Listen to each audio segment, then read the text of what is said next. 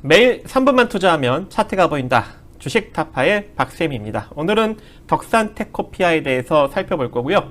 2차전지 전액 첨가제로 최근에 2차전지 관련주로 소재 관련주로 부각을 받고 있는 것 같습니다. 어떤 이슈가 있고 어떠한 회사인지 어떻게 또 공략을 해야 되는지 살펴보겠습니다. 자, 일단은 덕산 테코피아는 OLED 핵심 구성 요소인 유기재료와 반도체, 전자재료 등의 화학제품을 전문적으로 생산하는 업체입니다.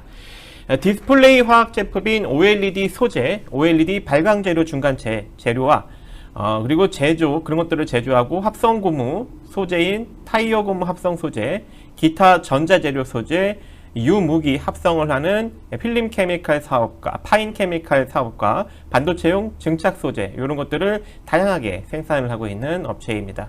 최근에 조금 실적이 감소하는 흐름이 나왔었는데 아무래도 이제 OLED 부분의 매출이 좀 감소를 했고요. 상여금 등 일회성 비용도 일정 부분 반영이 됐다고 합니다.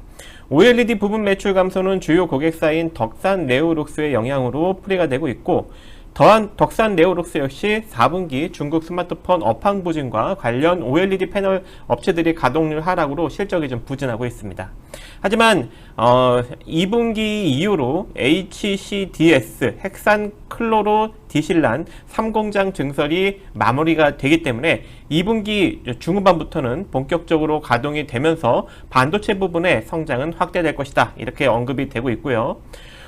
최근에 이제 다시금 오늘 같이 시세가 좀 강력하게 부각을 받는 이유는 OLED 중간체 제조에 필요한 유무기 합성 기술을 응용을 해서 지난해 2차 전지 전액 첨가제 양산에 성공을 했습니다. 현재는 한 개 품목만 양산을 하고 있고, 내년 상반기부터는 신규로 바닐렌 카보네이트 그리고 플로로에틸렌 카보네이트를 가동할 예정이고요.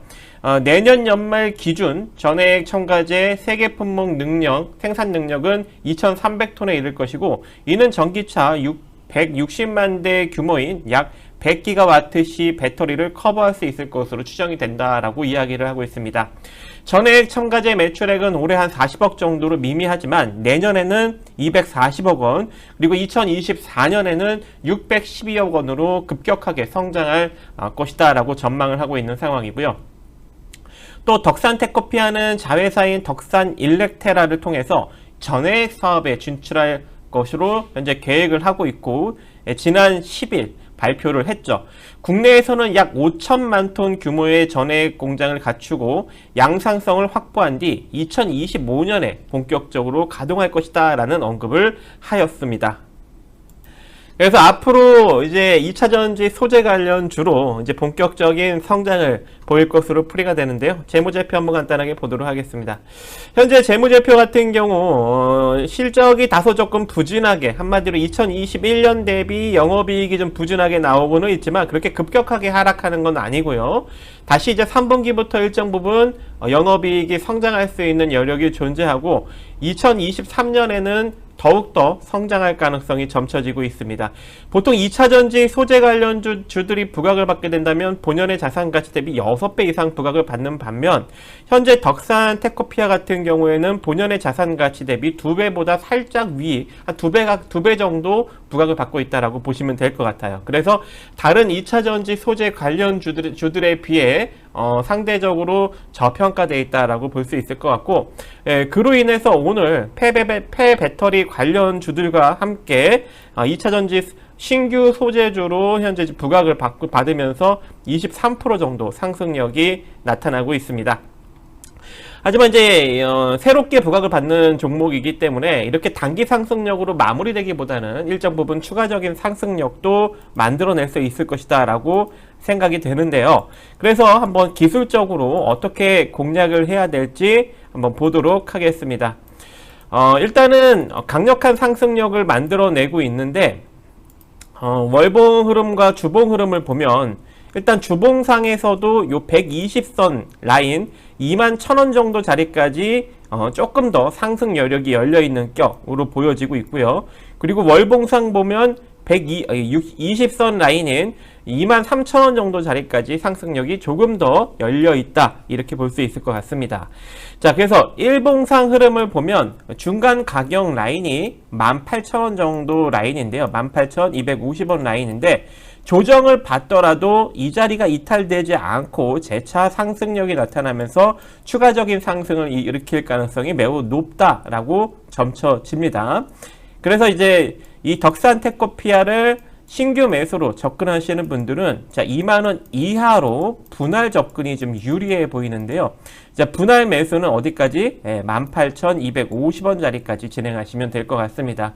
그리고 18,250원 자리가 깨지게 된다면 아무래도 좀 시세가 조금 길게 부진한 흐름을 보일 수 있는 여지도 존재하기 때문에, 만약에 이 자리가 종가 기준으로 이탈이 된다면 그때는 손절 관점이다 라고 보시면 될 것 같습니다. 근데 굳이 손절할 필요 없이 평단을 더 끌어내리는 것도 괜찮다, 이렇게 개인적으로는 생각이 되고요. 일단 기술적으로는 저렇게 보시면 될 것 같습니다. 자, 그리고 추가적인 상승력을 만들어낼 경우 아무래도 이제 이전 상승력만큼 또 상승력이 나와줄 수 있을 텐데, 기술적으로 보면은 1차적으로는 자, 21,700원 21,700원 정도 자리까지는 추가적인 상승력 만들어낼 수 있을 것 같고, 돌파 시에는 아까도 언급드렸다시피 월봉상 24,000원 정도 자리까지 열려 있다고 했죠. 그래서 한 23,900원 정도 라인까지 조금 더 기술적으로 바라볼 수 있는 여력은 존재할 것 같습니다. 그래서 단기적으로 보시는 분들은 여기를 매도 포지션으로 잡으면 될 것 같고요. 나는 이제 단기적으로 보지 않는다, 나는 길게 또 새롭게 부각받는 2차전지 성장주로 나는 투자를 해서 조금 더 길게 볼 것이다 라고 하시는 분들은, 자, 이 23,900원이 돌파가 되면 그때부터 쭉 홀딩 하시면 되는데, 만약에 이제 다시 성장주로 부각을 받게 된다면은 시세는 전고점을 넘기러 열심히 흘러갈 가능성이 존재하겠죠. 그렇게 된다면 33,000원 정도 자리까지 한번 바라볼 수 있는 여력도 약간 중장기적으로 있지는 않을까라고 생각을 합니다. 근데 그렇게 되려면은 2차전지 첨가제나 이 전해질 쪽이 어느 정도 매출이 캐파가 좀 나와줘야 되겠죠. 그렇게 된다면 여기까지 갈 수 있는 여력도 존재하기 때문에 그 점 여러분들이 잘 참조하시면서 대응을 해보시기 바라겠습니다. 자, 여기까지 마무리 짓도록 하겠습니다. 감사합니다.